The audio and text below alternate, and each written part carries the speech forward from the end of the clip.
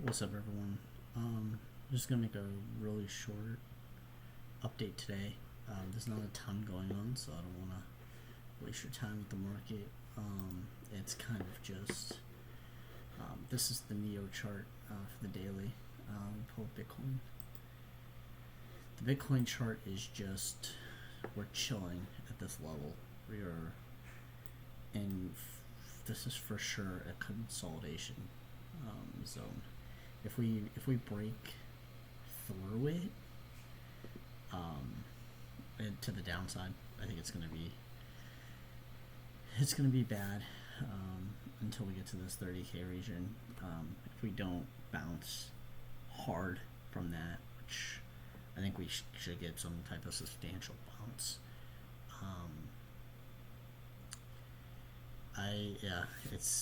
It's really tough with all the things going on in the news. There's positive things for Bitcoin going on. There's a lot of negative too. The the potential war in Ukraine is something that puts a lot of people on kind of a heightened alert, and if people don't feel comfortable with the state of the world, with where it's at, the last thing they want to do is invest in higher risk assets, right? So I'm watching this Bitcoin chart carefully, hoping we get a turnaround, but it may not be until something in particular happens with the war, good or bad. I think if something bad happens, it's going to make a decision that Bitcoin comes down. If there's resolution and calmness restored, I think we see Bitcoin begin to rally back up. But I'm not playing my hand anywhere in here. This is dangerous sideways territory. And if I've learned anything of the crypto market, the best thing to do when you're uncertain is just to sit on your hands and wait. It's not financial advice, but it's the best advice that I can give. One amazing thing that I did see, though, that Dennis Porter and Ian are working on a bipartisan effort to legislatively explore Bitcoin as a legal tender in the state of California. And I know there's other states that have started to do the same, which is phenomenal news for Bitcoin as adoption, right? And we need adoption for growth. So this is fantastic news. I know there's other states that are doing the same. I know some states are allowing you to pay for your taxes using Bitcoin, and it's a good idea, but a word to the wise. This is my belief, not financial advice, but I believe that it's to get your address to your wallet, especially if you're sending the Bitcoin in through Coinbase or any regulated U.S. exchange. They'll have your wallet on file to be able to track what's going in, what's going out, things like that. So a lot of people will move it to like an intermediary wallet that doesn't mean anything. It's just kind of like a wallet for just payments. It doesn't actually have any type of storage on it. So it's a thought or an idea, but yeah, there's not a lot going on. So there's not really a lot in the charts to talk about. We're just kind of chilling here in this range. The only thing that's doing anything is Neo, which I pointed out a few days ago, and it looks like Jewel token. Neo has a couple of resistance points that it's fighting. Resistance 1 here is one that we've addressed twice, 2 days now, and this third day may be the charm.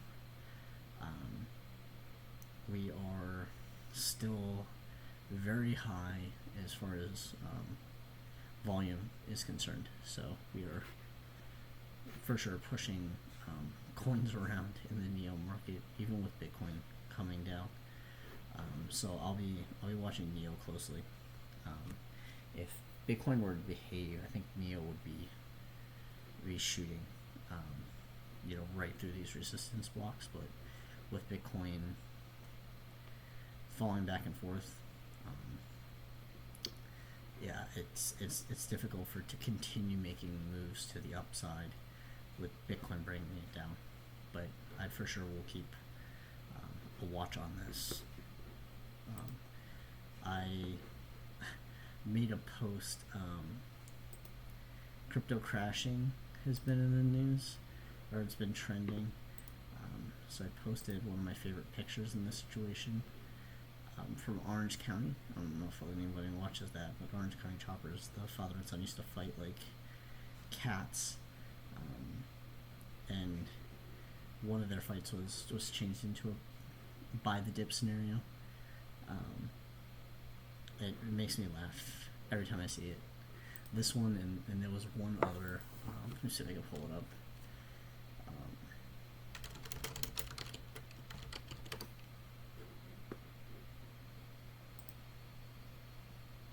It's really good. Yeah. This states it very well. Me buying what I think is the dip, and the actual dip is watching all three of them. There's nothing I don't think that's more accurate than how these markets work. But yeah, I'll just be closely watching, especially the news with Ukraine. It's a big thing right now. I think all the Canada stuff is awful. I hate to see people getting beat for protesting peacefully, and for funds being seized, without consent, or the government just trying to take absolute control over people's lives when they are protesting peacefully. It's an extreme overreach, and Bitcoin solves this problem.